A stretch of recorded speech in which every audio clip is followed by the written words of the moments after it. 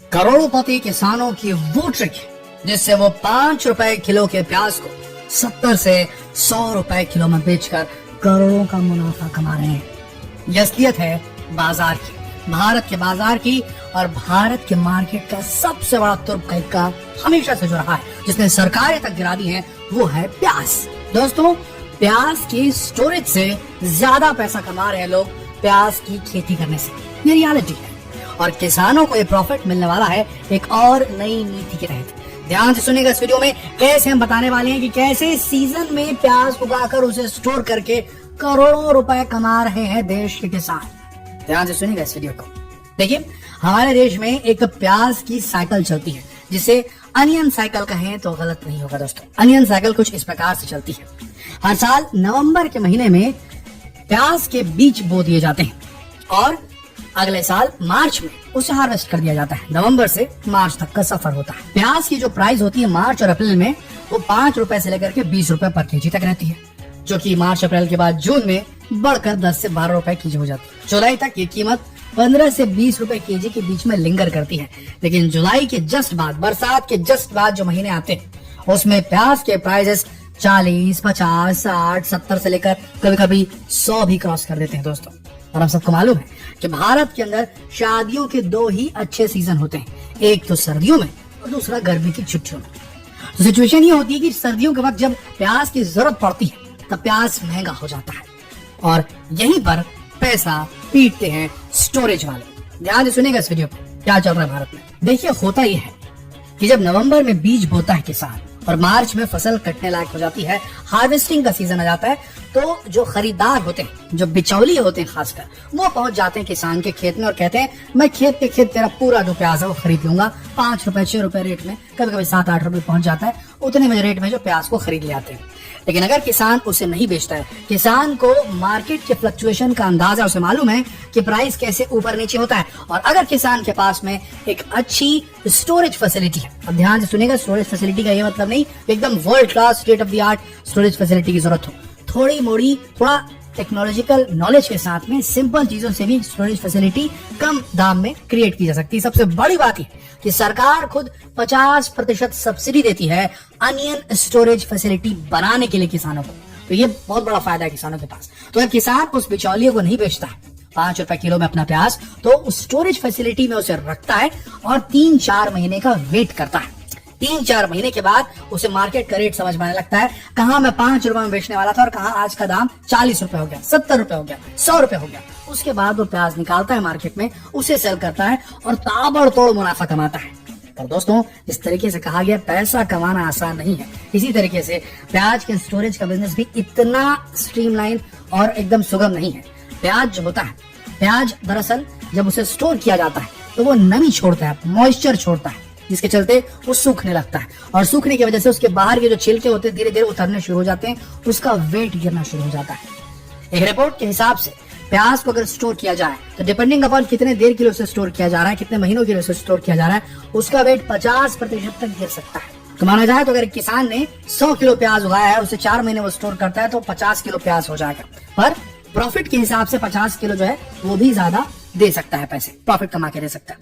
अब ध्यान से सुनिए, हर प्याज को यूं ही स्टोर नहीं कर दिया जाता। प्याज की क्वालिटी भी देखनी पड़ती है, उसका मॉइस्चर कंटेंट भी देखना पड़ता है। उसकी क्वालिटी अगर खराब रही तो वो लंबे समय तक टिक नहीं पाएगा, क्योंकि नेचुरल डीके यानी कि सड़न की प्रोसेस तो उसमें भी होती है। और जो प्याज होता है वो रेस्पिरेट करता है, सांस लेता है, ब्रीथ करता है। देखिए दोस्तों, जहां पर प्याज को स्टोर किया जाता है तो जो प्याज है जिसे स्टोर किया जाता है वो इथिलीन गैस निकालता है और मॉइस्चर भी साथ में निकालता है। अब इथिलीन गैस जो है वो और ज्यादा राइप करती है, पकाती है प्याज को और इवेंचुअली वो सड़ने लगता है। साथ में फंगस का भी उसके अंदर इन्फेक्शन हो सकता है। तो इसके लिए अलग किस्म का स्टोरेज सिस्टम बनाना पड़ता है। बहुत ज्यादा खर्चा करने की जरूरत नहीं होती है, लेकिन नॉलेज होनी बहुत जरूरी होती है किसान को।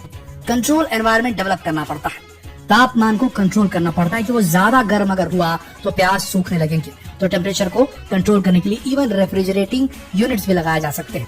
वेंटिलेशन के लिए सही जगह पर वेंट्स बनाने और एग्जॉस्ट फैन लगाए जाते हैं ताकि हवा की आवाजाही बनी रहे और मॉइस्चर जो है, नमी एकत्रित ना हो पाए और ना ही वहां पर इथिलीन गैस जो है वो एकत्रित हो पाए।